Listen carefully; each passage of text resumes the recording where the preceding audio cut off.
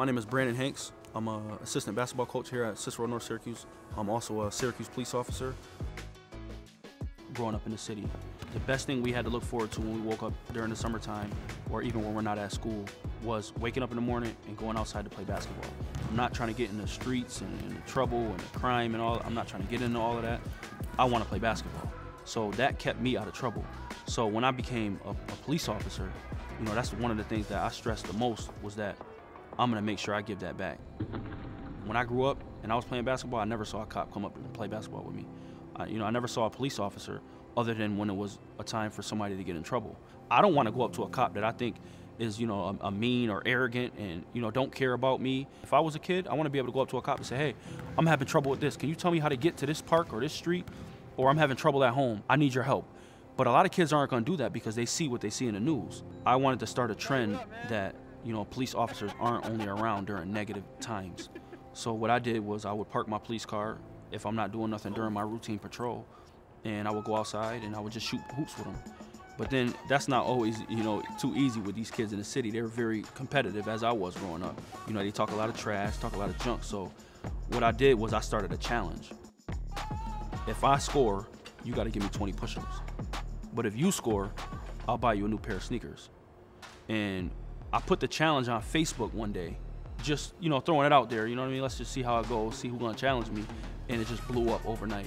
I was getting so many phone calls and messages and inbox messages on Facebook. I want to challenge you, come to this park. I think that was the most monumental time in my career so far as a police officer. In 4 years, I was able to start, a trend in this big national challenge of one-on-one basketball. At first, when I tell them they get a new pair of sneakers, they always ask, well, what kind of sneakers can I get?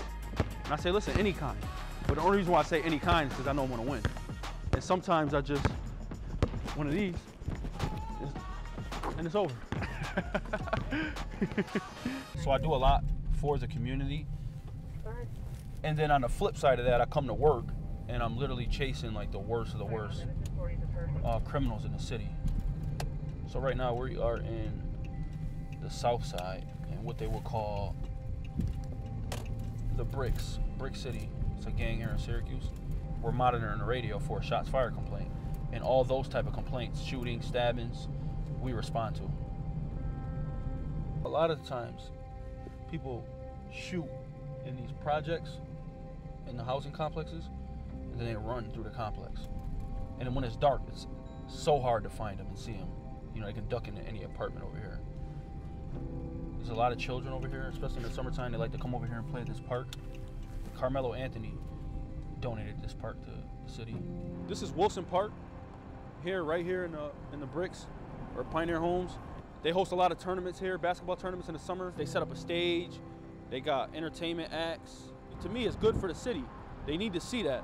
It gives them something to look forward to, you know what I mean?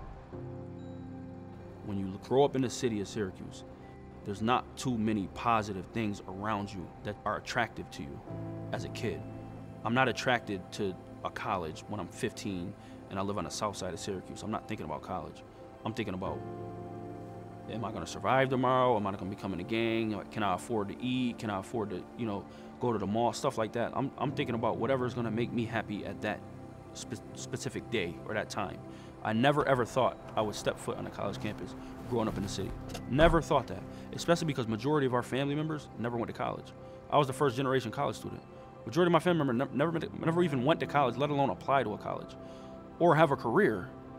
You know what I mean? So that's like abnormal growing up in the city. On Point shows you that this is stuff that we all can do. I'm gonna show you how to do it.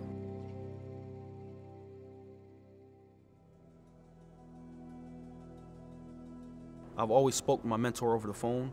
She always helped me with everything I need. Anytime I called her, she was always there for me and always answered the phone when I needed her. And one day, she tapped me on the shoulder in the mall. And she said, hey, let me know the things that you need for college. And she took me around the mall and got me everything that I needed for college. Because, I didn't want to bug my parents for money, for books and stuff like that. Because they weren't, we weren't always the wealthiest. But that little small gesture just went a long way for me. I was at Morrisville with two of my best friends. And I saw the mentor from On Point, that the same lady that gave me a ride and took me shopping in the mall, she was sitting in the cafeteria by herself. So I had to call my boys like, yo, our mentor is here from On Point. She's up in Morrisville at the cafeteria in the dining hall. And they met me down there, and we had lunch with her at the dining hall. So she came all the way out to Morrisville. It's like a 45-minute drive.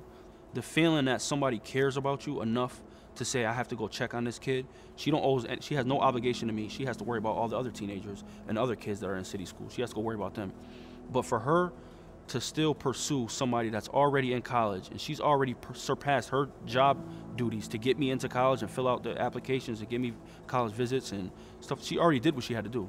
She didn't owe me anything else after that. But for her to go a step further and check on me while I'm already in college and come have lunch with me, it's monumental. That's stuff I'll never forget.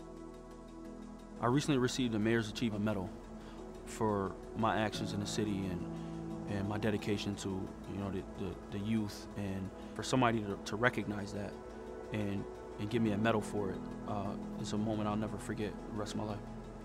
Being on a scene of, let's say, a homicide or a shooting or a domestic, a fight, being at work when it's a difficult time and having a little kid, 7, 8, 9, 10, run up to me and say, yo, you're the cop that played basketball with me. Or yo, you're that cop that, played basketball with the kids. Or you're that cop that gives out shoes. That is the biggest thing. It literally makes my heart melt, because I'm doing it for the kids. These kids need somebody out there like that who has a career, who can show them that you need to be doing it this way. I now own my own house. I own my own car. Things that I never thought that I can do. I used my criminal justice degree to get hired with the Syracuse Police Department. Now that I'm in the Syracuse Police Department, I can do so many other things in the community that I probably wouldn't have been able to do if I didn't go to college. I can communicate and give back to my community that I grew up from, play with the kids. I traveled to many different schools and many different colleges where I speak and give speeches on my life and what I've went through and how I became who I am now. It opened the door for me, really.